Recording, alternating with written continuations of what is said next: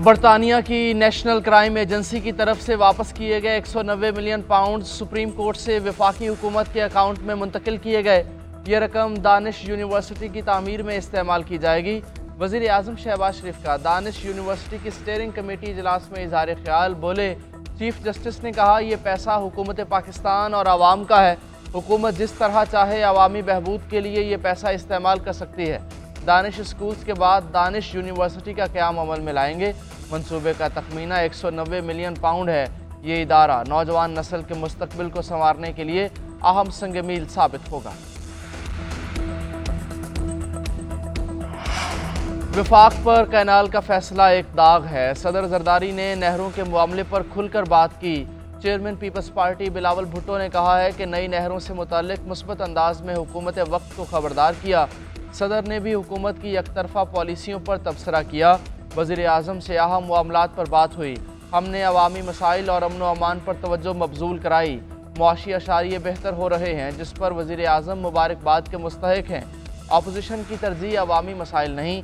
आसिफ अली जरदारी का तारीखी खिताब अवामी इशूज़ पर मुश्तमिल था।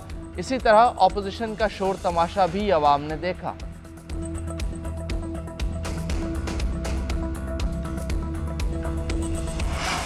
दूसरों पर कीचड़ उछालने से पहले अपने गिरेबान में झांकें। पीटीआई ने अदम एतमाद में शिकस्त के बाद स्पोर्ट्समैन स्पिरिट का मुजाहरा नहीं किया।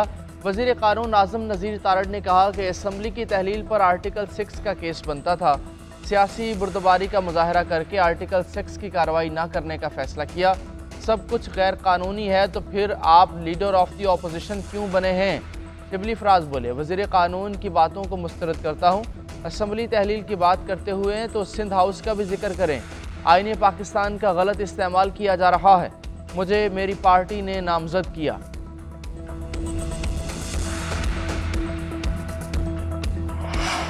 फौजी अदालतों में सिविलियंस के ट्रायल से मुताल्लिक केस की समाअत। वज़ारत दिफा के वकील ख्वाजा हारिस ने कहा कि अदालती फैसले के मुताबिक FB अली को तमाम बुनियादी हुकूक मुयस्सर थे। जस्टिस मोहम्मद अली मजहर ने रिमार्क्स दिए, आर्मी एक्ट में बुनियादी हुकूक तो मौजूद हैं, लेकिन दिए जाते या नहीं ये अलग बात है। अगर दस्तयाब बुनियादी हुकूक फराहम ना किए जाएँ तो ये आर्मी एक्ट की खिलाफ वर्जी होगी। जस्टिस जमाल मंदोखेल ने रिमार्क्स दिए, FB अली केस के तनाजुर में शिक डी के होते हुए सिविलियंस को फौजी अदालतों में कैसे ट्रायल किया जा सकता है? यही वो सवाल है जो मेरे दिमाग में अटका हुआ है। जब सुप्रीम कोर्ट बैठ जाए तो फिर वो मुकम्मल इंसाफ का इख्तियार भी इस्तेमाल कर सकती है।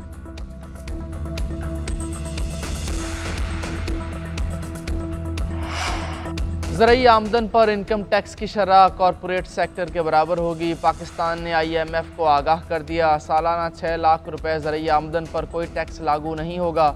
सालाना 6 से 12 लाख रुपए आमदन पर 15%, 12 से 16 लाख रुपए तक 90,000 रुपये फ़िक्स टैक्स होगा। 12 से 16 लाख के स्लेब में 12 लाख से ज़ायद आमदन पर 20% टैक्स लागू होगा। 16 से 32 लाख रुपए पर 1,70,000 फ़िक्स टैक्स। 16 लाख से ज़ायद आमदन पर 30% टैक्स वसूली होगी। उधर पाकिस्तान ने बिजली सस्ती करने पर भी IMF को रजामंद कर लिया। बिजली का बुनियादी टैरिफ 2 रुपये यूनिट तक सस्ता किया जाएगा। टैरिफ कम करने का हतमी फैसला आइंदा माह होगा।